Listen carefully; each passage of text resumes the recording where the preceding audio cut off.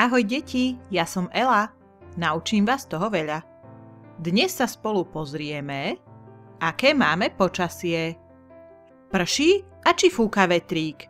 Svieti slnko? Treba svetrík? Pozrite sa, deti, von. Práve svieti slniečko. Je nám pekne teplúčko. Áno, je to slniečko. A kdeže je to slniečko? Aha, tam, za obláčkom. Bielý veľký vankúšik.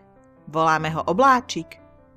Keď sú mraky veľké, sivé, čierne, hovoríme vtedy, že je zamračené.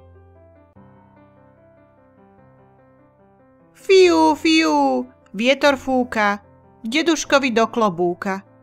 Poďme púšťať Šarkana, bude skvelá zábava. Aha, deti, vodička, to dážď nám kvapka na líčka. Kvapi, kvapi, kvap, prší, prší dážď. Keď padajú kvapky vody na chodník, schováme sa rýchlo pod dáždnik. Prší.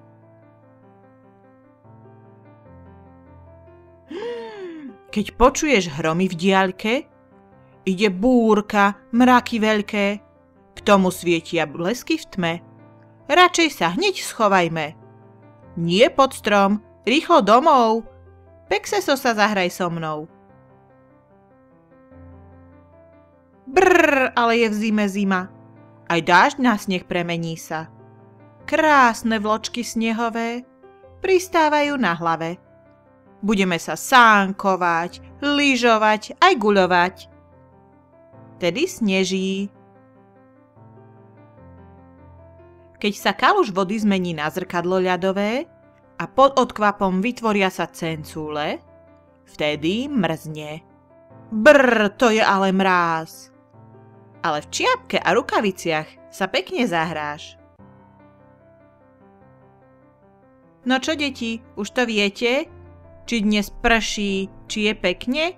Kedy bude slnko, búrka a či vonku vietor fúka?